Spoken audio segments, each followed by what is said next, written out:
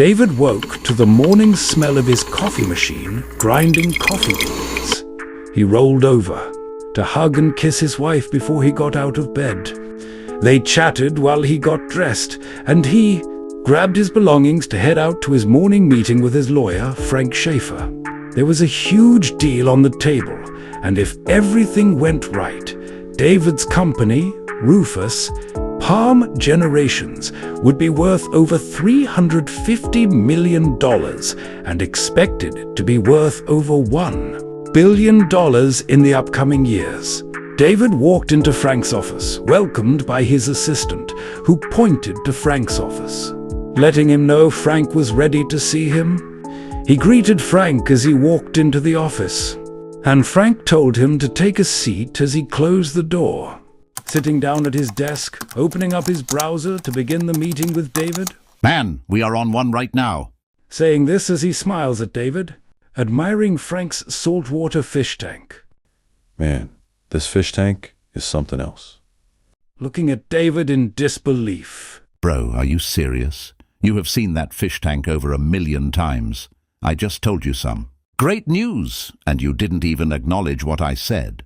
Now focusing on the task at hand. Yeah, my bad, man. I'm just, this tank brings me a sense of peace. Great, because with this deal you can build you an aquarium the size of a 10,000 square foot house. Saying this as he laughs. Really? Saying this in a shocked manner. Did they accept the agreement? Yes, sir. Is it ready for me to sign? Did you look over it? Yes, of course I did. Saying this sarcastically. Great, then let's do it. Okay, great. Let's go over each section and I'll explain everything to you word for word, line for line, like I always do. After the meeting with Frank, David had to meet with his financial advisor as well. They met each other at one of David's properties to oversee the progress of the construction. David pulled up to the property, and a few minutes after, Jackson Cartwright stepped into his vehicle, opening the door and stepping into David's truck. See that? I caught you slipping. I could have robbed you.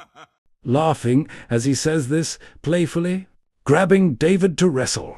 David surrendering to Jackson in a playful manner. Don't hurt me now. Please don't hurt me. Jackson Cartwright settling down. Man, what's up? Where are you coming from? Just leaving Frank's crazy self. Signed the deal this morning.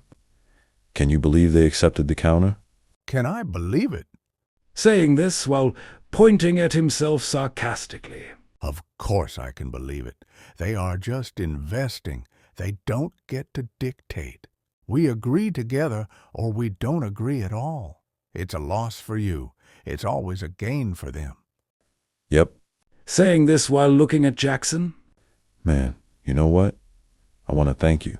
You always looked out for us. Looking David in the eyes. You're my godson, and I gave your father my word. If anything happens to him, I will look out for you. That's why I wanted to meet with you this morning. Saying this with a serious concerned look on his face. David seeing the concerned look on Jackson's face. Parain, what's wrong? What is it? Well, Billy is the district attorney, and he gave me a little insight. The FBI is in town, and they are doing some serious investigations. DeLaurence's name has came up several times, not making him a major concern. But he is a concern, son. David looking nonchalant. What does that have to do with me? You know I have a record of all your properties. Yeah, okay.